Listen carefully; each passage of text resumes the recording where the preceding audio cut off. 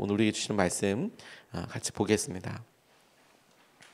욥기 25장 1절에서 6절까지 말씀입니다. 욥기 25장 1절에서 6절까지 말씀을 저와 여러분들이 한 절씩 교독하여서 읽겠습니다. 수아 사람 빌닷이 대답하였다. 하나님께서는 주권과 위엄이 있습니다. 그분은 하늘에서 평화를 이루어 주셨다. 그분이 거느리시는 군대를 헤아릴 자가 누구냐? 하나님의 빛이 가서 닿지 않는 곳이 어디에 있느냐? 그러니 어찌 사람이 하나님 앞에서 의롭다고 하겠으며 여자에게서 태어난 사람이 어찌 깨끗하게도 하겠는가? 비록 달이라도 하나님에게는 밝은 것이 아니며 별들마저 하나님이 보시기에는 청명하지 못하거늘 하물며 구더기 같은 사람, 벌레 같은 인간이야 말할 나위가 있겠는가? 아멘. 하나님 말씀입니다. 욥과 욥의 세 친구들의 대화를 우리가 날마다 하나씩 살펴보면서 이제 거의 마지막으로 다가왔습니다. 엘리바스, 빌닷, 소발 이 세 친구들이 욥이 고난 가운데 있다는 이야기를 듣고 멀리에서부터 찾아왔습니다. 각각 그들의 출신이 다르게 소개되어 있는 것으로 보아서 한꺼번에 셋이 살아서 셋이 왔다기보다는 그 살고 있는 곳에서 각각 욥을 걱정해서 온 것이라고 이해하는 게 조금 더 자연스럽지 않을까 싶습니다. 걱정되는 마음에, 욥이 걱정되는 마음에 왔을 텐데 욥과 함께 지내고 욥을 위로하겠다고 시작한 말이 이제 이렇게 계속 이어져서 꼬리에 꼬리를 물고 이어지고 있습니다. 욥이 가지고 있는 독특한 형식인 액자 모양으로 하나님과 하늘에서의 이야기, 그리고 욥과 욥의 세 친구들과의 이야기, 그리고 맨 마지막에는 역시 하나님이 등장하셔서 하나님과 욥의 이야기, 이렇게 욥기 전체는 큰 틀을 액자처럼 가지고 있는데 이 중간 내용도 엘리바스가 이야기하고 욥이 이야기하고 빌닷이 이야기하고 욥이 이야기하고 소발이 이야기하고 욥이 이야기하고 대화처럼 진행이 된다고 말씀드렸습니다. 이렇게 한 세트, 그리고 두 번째 똑같이 진행이 되고 세 번째도 똑같이 진행이 되는데 이제 빌닷 그다음에 소발 이야기할 차례에 우리가 이제 차차 살펴보게 되겠지만 빌닷 이야기하고 욥 이야기하고 바뀐 점이 욥이 세 친구 전체에게 대답하고 그리고 엘리후라는 사람이 소발 대신에 이야기해요. 그리고 하나님의 폭풍 같은 질문으로 이어지게 됩니다. 똑같은 형태이긴 한데 이게 문학적으로 갖고 있는 독특한 형태이기도 합니다. 그런 의미에서 오늘 이 부분은 빌닷이 세 번째로 이야기하는 발언이자 빌닷이 마지막으로 이야기하는 내용이기도 하고 욥의 세 친구들의 대화 중에서는 역시 마지막이기도 해요. 소발이 이야기하지 않으니까. 이 세 친구들의 일관적인 말의 방향, 논지가 있습니다. 네가 벌 받고 네가 그렇게 된 건 벌 받은 거다. 네가 그렇게 된 것은 뭔가 악한 일이 있는 게 아니냐. 이제 일관적인 잘못하지 않고는 이런 일이 있을 수 있겠는가. 이게 끈질기게 친구들이 계속 이야기합니다. 마치 우리 안에 마음이 우리가 힘들고 어려운 시기를 보낼 때 어떤 때는 말씀으로 위로를 받고 어떤 때는 우리 스스로가 갑자기 생각난 사람들의 격려의 말과 은혜에 따라서 그래 하나님께서 은혜를 주실 거야 마음을 주셨어 이렇게 하다가 또 무너지고 아니야 내 잘못 때문에 그래 내 마음속에 있는 것을 다시 보게 되고 이게 끊임없이 우리 마음속에 일어나는 마음의 변화와도 참 비슷할 만큼 계속해서 욥과 욥의 세 친구들이 대화하고 있습니다. 그 마지막에서 오늘 빌닷이 이 내용으로만 보면 하나님에 대해서 이야기하는 말이고 또 하나님 앞에서의 사람에 대해서 어떻게 보이는지에 대해서 이야기하는 말인데 이 말이 내용뿐만 아니라 욥에게 어떻게 들리고 우리에게는 어떻게 들리는지 무엇을 찾아야 하는지 이런 관점에서 오늘 이 말씀을 같이 묵상하고 싶습니다. 첫 번째로 같이 주목하고 싶은 것은 하나님에 대해서 말한 빌닷의 말이에요. 하나님은 이러이러하신 분이다 라고 빌닷이 이야기하고 있는데요. 1절 2절 말씀에 이렇게 나와 있습니다. 3절까지 말씀에서 수아 사람 빌닷이 대답하였다. 하나님께는 주권과 위엄이 있으시다. 그분은 하늘나라에서 평화를 이루셨다. 그분이 거느리시는 군대를 헤아릴 자가 누구냐? 하나님의 빛이 가서 닿지 않는 곳이 어디에 있느냐? 이렇게 이야기합니다. 빌닷이 욥에게 말할 때 하나님에 대한 이야기를 하나님은 그런 분이시다라고 이야기하고 그 내용을 가만히 봐도 틀린 것이 아무것도 없죠. 하나님이 그렇게 위대하시고 하나님이 하시는 일들이 놀랍다. 이렇게 이야기하는데도 왜 이 욥의 분위기 그리고 이 대화의 분위기는 전혀 바뀐 것 같지 않아 보일까요? 우리가 계속해서 뒤로 숨으려고 할 때 우리가 대화를 할 때 우리의 말을 그 마음과 말을 표현할 때 은연중에 어떻게 숨고자 할 때 내용과 그 내용이 이야기하는 맥락이 참 다르게 여겨질 때가 있어요. 다가올 때가. 빌닷의 말이 하나도 틀린 말은 아니죠. 하나님께서는 그렇게 놀라우신 분이고 하나님은 그런 그렇게 전능하신 분이다라는 것에 대해서는 아무 이견이 없지만 그런데 고난을 당하고 있는 욥에게 지금 이 시점에서 하나님은 그런 분이야라고 이야기하는 것이 그가 찬양과 하나님은 정말 그래서 하나님 앞에 놀라워하고 그 놀라움을 예배라고 표현하기도 하고 찬양이라고도 표현하는데 그런 예배와 경탄과 찬양이 있어서 하나님 정말 그런 분이시지라고 고백하는 내용이 아니라 너 잘 들어요. 하나님은 그런 분이야. 이렇게 접근을 하고 있는 것이죠. 그래서 욥에게는 이것이 조금 다른 의미로 다가와요. 마치 자신의 죄를 너 인정해. 이제는 좀 하나님은 그렇게 대단하신 분이잖아. 네가 아무리 그렇게 너 자신이 죄가 없다고 해도 하나님은 그런 분이시잖아. 그러니까 너 인정해. 이제 좀 회개 좀 해라. 너 모습을 좀 깨달아라. 하나님은 그런 분이야. 라는 의도와 목적처럼 들려지겠구나. 이렇게 생각이 되는 것이죠. 우리가 믿음 생활할 때 여러분 우리의 오늘 하루의 우리의 말과 언어 행실에 있어서 우리가 하는 말과 그 말을 하는 목적이 일치하기를 기도합니다. 하나님을 정말 찬양하고 하나님에 대해서 우리가 바른 믿음을 가질 때 그 말이 우리 자신과 하나님을 향할 때는 너무너무 거룩하고 너무너무 영적으로 도전이 되는 말인데 이것을 다른 사람들에게 접근하면 그러면 그것이 우리에게는 참 뭐 어떻게 다가올지 모르겠지만 그 듣는 사람에게는 마음의 상처와 커다란 고통이 될 수 있죠. 너 죄인이란 말이야. 이젠 인정해. 그 말을 돌려서 하나님은 그런 분이야. 이런 말만 해도 심지어 듣는 사람들에게는 듣는 사람에게는 고난 가운데 있는 욥에게는 너 잘못한 거라고 크게 이야기할 수 있는 들릴 수 있는 그런 여지가 있다는 것을 마음으로 알고 기도하는 게 너무 중요하겠다고 싶어요. 하나님이 제게 직접적으로 물어보시고 이야기하실 때가 물론 있으십니다. 기도하다가 말씀을 생각나게 해주시고 야, 너 지금 그 모습이 왜 그런 거냐? 혹은 주님께서 제 마음에 너무 감동을 주셔서 하나님 정말 놀라우신 분이십니다. 하나님 정말 사랑합니다. 이렇게 자연스럽게 이야기를 나올 때가 있어요. 그런데 주님께서 너 내가 어떤지 알아? 이렇게 오셔서 한 번도 하나님과 나와의 사이에 있어서 하나님께서 저를 다그치시거나 이렇게 접근하시기보다 제가 깨닫도록 때로는 질문도 하시고 그것이 폭풍처럼 다가올 때도 있지만 하나님께서는 저의 인격과 저의 삶의 목적을 낮게 하기 위해서 그렇게 찾아오신 적은 없으세요. 우리가 믿음으로 함께 이야기할 때도 우리가 그 사실을 명심했으면 좋겠습니다.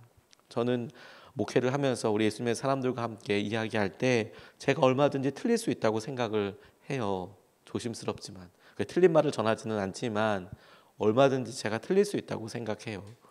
그리고 제가 연약한 부분이 있기 때문에 다 저처럼 따라 똑같이 해야 된다고 저는 생각하지 않습니다. 생각이 다르죠. 그리고 경험도 분명히 다를 거예요. 저는 끊임없이 제가 하나님을 바라보고 하나님께서 제게 주신 은혜대로 가장 좋은 제가 가장 좋다고 생각하는 길, 제가 가장 좋게 행복하게 느끼고 있는 방법, 그리고 가장 많은 시간을 보내고 있는 일들, 그것에서 느끼는 만족과 감사, 느껴지는 하나님, 그걸 계속 전할 뿐이죠.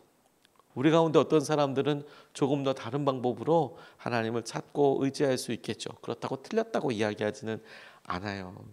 다만 그래서 느껴지게 되는 하나님을 하나님이라고 그렇게 하나님에게 느껴지는 그런 마음을 예배의 형태로 그분을 찬송하고 찬양하고 높여드리는 형태로 계속 유지할 수 있도록 이렇게 인도하고 계속 도전하는 것이죠. 하나님의 위대하심과 높으심은 온전히 하나님을 찬양하는 데 집중되어야 해요. 다른 사람들에게 우리가 전도하는 목적가 아니라 다른 사람들을 평가하거나 다른 사람들에게 너 하나님은 이런 분인데 교회는 이런 분인데 너는 왜 그러냐 이렇게 접근해서는 안 된다는 거예요. 우리의 말이 하나님과의 철저한 온전한 관계로 그렇게 올려지게 되고 하나님께서도 그 말씀을 듣고 기뻐하시는 그런 말이 되었으면 좋겠습니다. 두 번째로 주목하게 된 것이 사람에 대한 말이에요. 그러니까 하나님에 대한 말을 빌닷이 하는데 틀린 말 하나도 없죠. 그래서 하나님께서는 이런 분이다라고 이야기하지만 그 말을 듣는 사람한테는 참 마음 아프게 들리는 말인데 빌닷이 이어서 사람은 이렇다라고 이야기할 때 그 말도 틀린 거 하나 없어요. 그런데 틀린 게 하나도 없는데 그 말이 참 기분 나빠요. 4절서부터 5절까지 6절까지 말씀 보면 그러니 어찌 사람이 하나님 앞에서 의롭다고 하겠으며 여자에게서 태어난 사람이 어찌 깨끗하다고 하겠는가. 비록 달이라도 하나님에게는 밝은 것이 아니며 별들마저 하나님이 보시기에는 청명하지 못하거늘 하물며 구더기 같은 사람 벌레 같은 인간이야 말할 나위가 있겠는가 라고 이야기합니다. 빌닷이 계속 이야기하는데 하나님 앞에서 사람은 어떤가. 이 짧은 구절에도 일종의 점증법이 있어요. 뭐냐면 하나님과 사람 사이의 관계를 표현할 때 점점점 나중에는 벌레까지 내려가게 됩니다. 하나님 앞에 우리 참 보잘것없어 해서 그 보잘것없는 정도가 나중에는 벌레 같은 인생까지 내려가게 돼요. 이 내용 하나하나에 우리가 사실 그렇게 느낄 때도 있죠. 우리가 우리 스스로가 그렇게 죄인이다, 그렇게 보잘것없다라고 이야기할 때는 이 말이 얼마나 큰 은혜인지 몰라요. 하나님 정말 제가 너무 잘못했습니다. 하나님 제가 주님 앞에 너무 부끄럽습니다. 이렇게 고백할 수 있을 때는 이 말이 너무 기쁜 말이지만 요 화살을 그대로 사람들에게 나 아닌 다른 사람들한테 딱 가려서 벌레 같은 인생과 그렇게 볼품없다고 이야기할 때 그것이 아픔과 그것이 내게 있어서 회복할 수 없는 커다란 충격으로 다가올 때도 당연히 있겠죠. 빌닷의 말이 그의 하는 말 자체로 아 그래 하나님께서 만약에 빌닷에게 하신 말이고 빌닷 스스로가 그렇게 고백하는 말이면 그러면 너무 감사한데 그러면 참 은혜이고 눈물일 텐데 근데 욥을 보고 너 벌레 같은 거야, 너 벌레 같은 인생인 거야, 너 그런 삶이 벌레 같은 삶인 거야 이렇게 이야기하는 것처럼 들려지고 또 듣는 사람이 그렇게 듣게 된다면 이 말은 참 너무 공격적인 말이 되고 어려운 말이 되는 것이죠. 우리가 전도를 할 때나 오늘도 사랑해서 하는 말에 이 기준을 잘 기억하고 있어야 합니다. 우리가 하는 말의 내용과 이 말의 내용이 사람들에게 들릴 때 똑같이 들리지 않는다는 거예요. 얼마든지 말을 할 수 있죠. 하지만 우리는 얼마든지 옳은 말과 얼마든지 좋은 말을 참 기분 나쁘게 할 수도 있어요. 맥락과 상황에 따라서 그 말이 참 기분 나쁘게 들리기도 할 수 있는 것이죠. 욥의 초라함이 어떤지에 대해서 이렇게 자꾸 보여주고 적나라하게 표현하는 것이 그것이 욥에게 있어서는 큰 상처가 될 수 있겠죠. 지난 금요일에 우리 정경호 목사님 오셔서 이렇게 말씀을 전해 주실 때 교회 학교와 다음 세대와 이런 교사와 학생들 간의 여러 이야기 중에서 짧지만 굉장히 독특한 그런 예를 하나 드신 것이 있었어요. 교회 학교에 그렇게 학생들을 이제 바르게 가르쳐야 한다고 생각하는 교사 한 분이 계셨대요. 그럴 수 있죠. 아이들을 바르게 당연히 가르쳐야죠. 그런데 이분의 방법은 자기가 이제 아빠라고 생각하고 아버지라고 생각하고 아버지가 때로는 아이들을 정확한 기준, 규율 가운데 세우기도 해야 하잖아요. 그걸 반대하는 사람은 아무도 없을 거예요. 그래서 부리부리한 눈으로 야 똑바로 해, 똑바로 앉아, 떠들지 마, 너 이렇게 하면 안 돼. 이제 이 역할을 이제 이분이 내가 스스로 막대기가 되리라, 내가 스스로 방망이가 되리라 이런 느낌으로 이제 아이들을 하는 거죠. 야 똑바로 앉아 있어 말이야. 예배 드릴 때는 이렇게 하면 안 된다고 막 이렇게 이야기하기도 하고 그 말이 어디 틀린 건가요?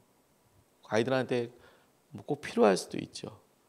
그런데 이분이 정경호 목사님이 그렇게 이야기하시더라고요. 그걸 그런 부분을 보면서 선생님들 설명할 때 이야기를 이렇게 드리면 전도사실 이렇게 말씀을 드리니까 내가 애들 아버지 같아서 아빠 같아서 그러는 거라고 이렇게 말할 때 전도사 시절에 정경호 목사님 그러셨대요. 하지만 애들은 선생님을 아빠라고 생각하지 않아요. 아빠라고 생각하지 않아요. 아빠라고 생각하지 않는데 그런 이야기하면 큰 상처예요. 애들은 너무 힘들어요. 요백에 이런 말을 할 때 하나님께서 그와 같은 말을 하나님이 하나님으로 다가오셔서 이렇게 말씀하시는 거 얼마든지 좋죠. 저희가 우리 아이들에게 잘못한 것이나 모습에 있어서 부모가 이렇게 이야기하면 우리가 부모님에게 그런 이야기를 듣는다고 해도 속상하긴 하지만 그게 막 뼈에 들어가는 상처는 되지 않죠. 똑같은 이야기를 10분의 1 정도의 강도로 다른 아저씨, 다른 아주머니, 선생님한테 들으면 이거 평생 기억날 만큼 어려운 이야기도 되죠. 그거 명심해야 한다는 거예요. 그거. 내가 먼저 내가 쓰는 이 말이 내가 하나님께 올려드릴 말, 그리고 이것이 나에게 할 말인가, 아니면 이것을 그 사람에게 자 보라고, 네 모습을 좀 보라고, 이런 목적과 이런 용도로 사용하는 말인가, 그것에 따라서 전혀 다른 것이 되죠. 이게 말이 갖고 있는 이중적인 모습이죠. 말의 모든 것이에요. 딕과 엘리자베스 피터슨이라는 유명한 인고 부부가 있었습니다. 그런데요, 어느 날 엘리자베스가 다발성 경화증 진단을 받고 말았대요. 너무 아픈 근육들이 막 너무 아픈 거죠. 힘든 싸움이 되리라고 이제 생각을 했지만 정말 포기하지 않고 계속 이 부부가 기도했대요. 아내를 치유하여 달라고 기도하고. 근데 소리 없는 친입자처럼 이 아내의 몸만이 아니라 이렇게 아내가 아프니까 남편의 삶까지 아파오는 거예요. 영향을 받을 수밖에 없지 않습니까? 이 아내가 지팡이에서 보행기를 거치고 보행기에서 결국에는 휠체어를 타야 되는 상황이 된 거예요. 아내도 너무 불편하지만 어려웠지만 그 아내를 지켜보는 남편의 마음도 아프고, 그리고 그렇게 변화되면서 삶의 패턴도 변해야 됩니다. 그냥 지팡이 있을 때는 혼자 거동할 수 있고 보행기 잡을 때는 보행기를 앞에다 두기만 해도 되지만 휠체어가 있을 때에는 계단이며 뭐 여러 가지 일들에 훨씬 더 많은 손길이 가야 하는 거거든요.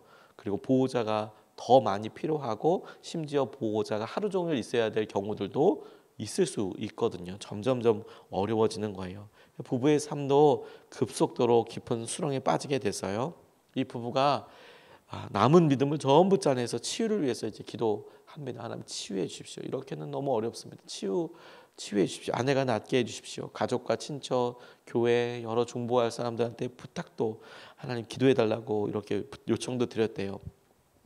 그런데 이 부부가 한참 기도하다가 여러 간증들을 듣다가 떠올리게 된 것이 뭐냐면 자신들을 위해서 기적을 베풀어 주실 거야, 이런 희망을 계속 갖고 있었대요. 내가 그 기적의 주인공이 되지 말라는 법이 어디 있어? 간절히 기도했는데, 근데 그렇게 한 것이 너무너무 고통이 되는 거예요. 다른 사람이 내게 그렇게 이야기하면, 그렇게 기도하고 있으면서도 이것이 그렇게 기도하는 사람에게 너무너무 고통이 되는 거죠. 그렇죠? 똑같은 말을 똑같은 사람이 하는데 어떤 때는 그게 너무 큰 위로도 되는데 어떤 때는 너무 큰 아픔도 돼요. 참 이게 우리에게 우리가 마음을 다해서 사랑을 다해서 권면하고 사랑할 때 꼭 필요한 말이기도 한데요. 똑같은 말인데 똑같은 위로인데 똑같은 사람이 해도 아픈 사람은, 고난 가운데 있는 사람은 그것이 칭찬과 격려로 느껴져서 힘이 날 때도 있고, 똑같은 말을 하는데도 참 너무 마음이 어려울 때가 있는 거죠. 빨리 낫길 바래. 아우 여전히 또 아파. 또 아팠어. 속상하니까 그렇게 말했는데 듣는 사람은 또 아파요. 또 아파. 또 아파. 아파 죽겠어. 이렇게 나 무시하는 거야 뭐야. 내 기도가 지금 오랫동안 기도 안 된다고 힘든 건 뭐야. 이렇게 여겨질 때가 있는 거죠. 그러면 뭐 칭찬 안 하면 되겠네, 격려 안 하면 되겠네, 위로 안 하면 되겠네, 이렇게 생각하면 안 됩니다. 어떻게 그럴 수가 있어요. 하지만 마음을 헤아려서 계속 그렇게 접근하는 게 필요하겠죠. 내가 나의 모습을 같이 투영해서 하나님께서 그렇게 하시는 거라고 같이 이야기하는 게 너무너무 중요하겠죠. 그 이분들도 계속 이렇게 기도하다가요, 어떤 때는 아픔과 눌림으로 이렇게 되다가 둘이 마치 빌닷이 욥에게 이렇게 이야기해서 내가 그래 이런 식으로 사람들의 말과 이런 걸 접근하는 게 아니라 또 자기 스스로도 이것을 계속 한 방향으로만 볼 게 아니라 다른 질문을 하게 됐대요. 그게 뭐냐면 혹시 이 일이 우리를 위해 일어난 건 아닐까? 지금까지는 이 일은 너무 힘든 일이고 빨리 해결이 돼야 돼 이렇게만 생각을 했지만 질문 하나를 바꿔서 이게 우리를 위해서 일어난 일은 아닐까? 당신을 위해서 나를 위해서 일어난 일은 아닐까? 이 똑같은 말을 만약에 주위에 있는 사람들이 들었으면 나를 위한 거라고? 당신이 한번 아파보세요. 하나님 앞에서 우리가 볼품 없어요. 그렇죠. 자기가 얘기하면 얼마든지 은혜죠. 그런데 하나님 앞에서 당신 볼품 없어요. 이렇게 이야기하면 참 마음 어려운 것처럼 이 일을 위해서 일어난 거야. 그걸 다른 사람들 이야기하면 안 아파봐서 그래요. 고통을 안 당해봐서 그래요. 당신이 재정적으로 안 힘들어봐서 그래요. 이럴 수 있지만 그런데 자기 스스로 이제 그런 질문을 하게 된 거예요. 이거 나를 위해서 이런 거 아닐까? 우리 가정을 위해서 그런 거 아닐까? 그래서 하루는 아픈 아내가 남편에게 물었대요. 혹시 하나님이 내 몸보다 영혼이 중요하다는 사실을 가르쳐 주시려고 이 일을 허락하신 것이 아닐까요? 왜? 몸은 계속 아픈데 기도를 그렇게 오랫동안 하시니까. 어느 날 남편도 하나님께 물었대요. 이것이 긍휼을 배우기 위한 수업료인가요? 부부가 이 하나님의 방식에 대해서 놀라운 깨달음을 얻었답니다. 부부가 아내가 예전처럼 살 수 있게 해달라고 이제 기도는 하지만 하나님은 아내가 새 삶을 누리시는데 더 관심이 많다는 사실을 인정하게 된 거예요. 점점점 인정하게 된 거예요. 그래서 이 부부가 더 깊은 삶, 더 지혜로운 삶을 살아가기 위해서 계속해서 영적으로 집중하기 시작했답니다. 그러다 보니까 여전히 아파요. 여전히 아파요. 그런데 이 질병을 통해서 아내도 남편도 주님께서 하시는 은혜를 더 많이 느껴가죠. 우리 성도님들, 예수님의 사람들, 저와 여러분들이 욥의 같은 위치에 있다면 오늘 빌닷이 한 말을 우리 자신에게 조심스럽게 하는 말로 고백으로 받아들이면 어떨까 싶습니다. 우리가 고난 가운데 있다면 내가 욥의 친구 빌닷을 통해서 듣는 말이지만 이것이 다른 사람이 아니라 내가 마땅히 하나님 앞에서 가져야 될 말과 태도이구나. 그런데 만약 우리가 내 주위에 있는 욥을 바라보고 내 주위에 있는 고난 가운데 있는 사람에게 빌닷처럼 말을 해야 하는 입장이라면 오늘 내가 하는 말이 이 사람에게 그냥 옳은 말로만 들리지 않고 당연한 말로만 들리지 않고 마음까지 공감되고 마음까지 위로해 주는 말로 들리도록 그렇게 기도하면 참 좋겠다. 그리고 이 말이 하나님을 높이는 말은 그야말로 하나님께, 사람을 염려하는 말과 위로하는 말은 그야말로 위로와 염려로, 그 사람을 사랑하는 표현으로 그렇게 소통하고 누릴 수 있게 되었으면 좋겠습니다. 오늘 두 가지 말을 같이 나눴어요. 하나님에 대한 말, 하나님을 높여드리는 말은 그야말로 하나님께, 하나님 앞에서 다른 사람들에 의해서 내 모습이나 그 사람의 모습을 보여주기 위한 다른 용도가 아니라, 목적이 아니라 그야말로 하나님을 높여드리는 예배의 말로, 찬송의 말로 사람들에 대해서 이야기할 때에는 내가 그 사람에게 어떤 모습을 비춰줘서 모습을 깨닫게 하기 위한 거울과 같은 목적이 아니라 나한테 이야기하듯이 내가 정말 그렇게 아프고 내가 정말 그렇게 겸손한 모습으로 그렇게 살도록 그렇게 전달하고 품을 수 있으면 좋겠습니다. 두 번 나눠서 같이 기도하겠습니다. 첫 번째로 같이 기도하고 싶은 것은 내가 내 주위에 전도해야 될 사람을 전도의 목적을 요량으로 이야기하죠. 그럴 때 우리가 가끔 실수하는 부분일 것도 같아요. 답답하니까 하나님의 높으심에 대해서 이야기하는데 그 높으심이 틀린 말은 아닌데 듣는 사람에게 있어서는 참 되게 공격적이라고 생각될 수도 있겠지요. 우리의 마음을 그렇다고 해서 하나님 그러신 분이라고 표현 안 할 이유도 없죠.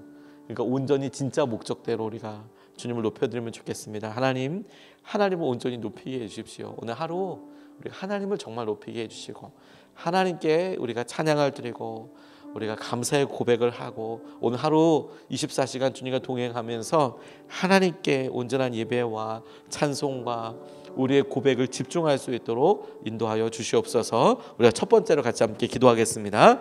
아버지 하나님,